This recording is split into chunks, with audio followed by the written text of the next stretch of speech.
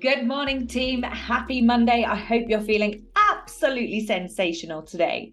So, I wanted to bring to you the topic of when a dear friend or family member says those words to you, you've changed.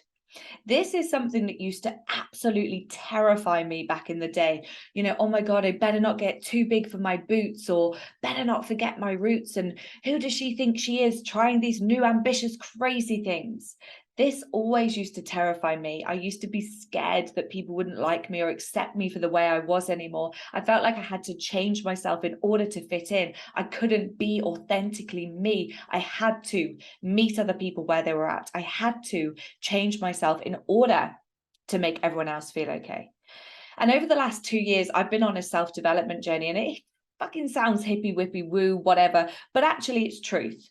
And I'm all about truth. I'm all about helping you to lead a life where you can be authentically you. And for me to kind of say that that's okay for you to do it, I have to do it as well. And I've reached the stage in life now, the age of 30, almost 31, and I've realized that I don't fucking care if people say I've changed. And in fact, it makes me more scared if someone was to meet me in 5 years' time and be like, you haven't changed at all. And obviously, to my core, I'm still a loving, caring human being. I still give a fuck about other people.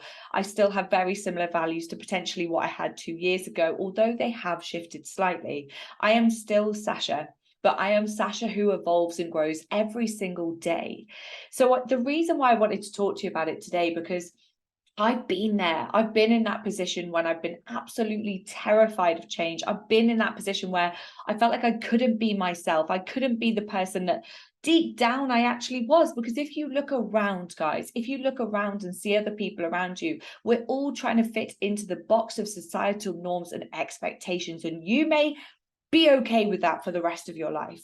But if you're like me and you have this innate desire and drive to be authentic, to figure out who you are, to understand yourself to a whole new level, because fucking hell, if we can't understand ourselves, how can we understand anyone else? Then sometimes we need to go against the grain. And this is something that I don't know where it comes from, because I come from a very, I was going to say normal family then, and I took a split second to think about it. I've got 3 siblings who are from a different dad. Then 10 years later came along Sashi B with my dad. My dad went to prison when I was 4 for trying to kill my mum. And I spent the whole of my life looking at a mum who was 38 when she had me, seeing that like my nan wasn't around anymore. And then my stepdad came along and then he died. And like, so when I say from a normal family, what even is a fucking normal family? But I wouldn't say mine is. But I've not come from a background of privilege. I've not come from a family of people who are, serious go-getters and people who go against the grain a lot. My family are typically in jobs that would be deemed as normal, and they kind of strive, and they've got 3 kids, a house, the kind of normal things that society says to do. And then there is like 30-year-old Sasha, who from the age of probably 4 potentially has gone, I don't actually like normal. I'm going to do things my way. And it takes fucking balls.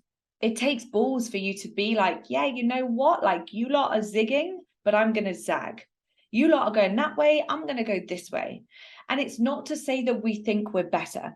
And this is what I really wanted to highlight to you, because I've had a really interesting conversation with someone recently about change and like looking at other people and seeing what other people are doing. And oh, they're now wearing this fancy brand of clothing. And oh my God, they're now driving this car. Who fucking cares, for starters? I could not give a flying fuck what anyone else does.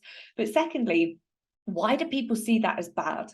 Why do people see that someone else is changing and they go, never used to do that when she was in school?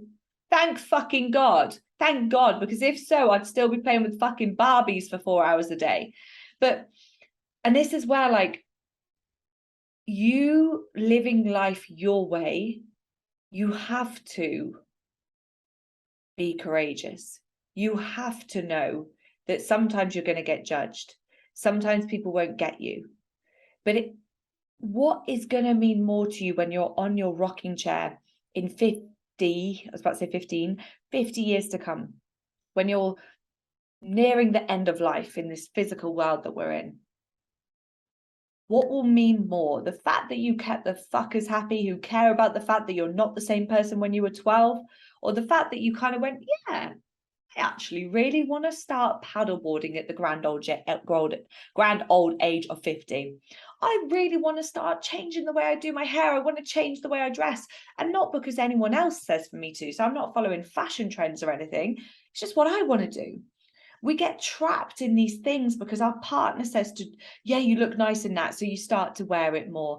Or, you know, because you've always done the Friday afternoon tea with your friends or something, you get stuck in that trap, when actually when you leave that fucking afternoon tea and your energy is suppressed, that says to me that we're not on the right track. We actually have things in life that can light us up. And when we start living life authentically, when we start living life on our fucking terms, we no longer care about those things that other people deem to be right and wrong, or you should do this and you should do that. How about we remove the shoulds and we do the serves, the things that serve us, the things that light us up, the things that make us fucking wake up every day with an abundance of energy and feel like we are on the right path, because that is when you're going to feel your best, when you're on your rocking chair. Thank God I was a little bit of a fucking rebel. Thank God I just didn't go down that same status quo fucking path like everyone else. And you can probably hear in my voice, there's a little bit of passion behind this, guys. This passion comes from the fact that I see so many people suppress themselves every fucking day, and they wonder why they then can't stick to a simple healthy eating regime. They wonder why they then can't start to look after themselves a little bit more. They wonder why their energy is through the floor instead of through the roof, because you're not in the right environment. You're not meeting your own personal needs, whether that simply be the fact that you need a bit of a change. Doesn't mean you have to leave your kids and your husband and fucking go start a new life in fucking Mombasa. It doesn't mean that. It could literally mean that you are going to dress a little bit differently. You're going to live your life a bit differently. Instead of staying up because your partner wants you to stay up till 11 o'clock at night, even though you're sat there yawning your head off and pretty much falling a fucking sleep because it's something that you've done for the last 20 years, you might decide, actually, no, like, sorry, Bob, I'm going to go to bed because I'm fucking tired. And yes, this is change. And yes, you might comment on it because we all like that conformity, but I'm going to go to bed. And then you wake up the next day with a bit more of a spring in your step. In my opinion, change is good. In my opinion, change is hard. But what is harder? Knowing you're going a little bit against the grain and you're stepping into unknown territory, which can sometimes be scary, but knowing that actually the other side of that journey is going to be pretty fucking cool. There's going to be some good payoffs. Or knowing that you're going to stay on this same path, not fulfilling yourself, not enjoying yourself, so that you get to your rocking chair with a heap of regret. Which path is harder? I'll let you decide.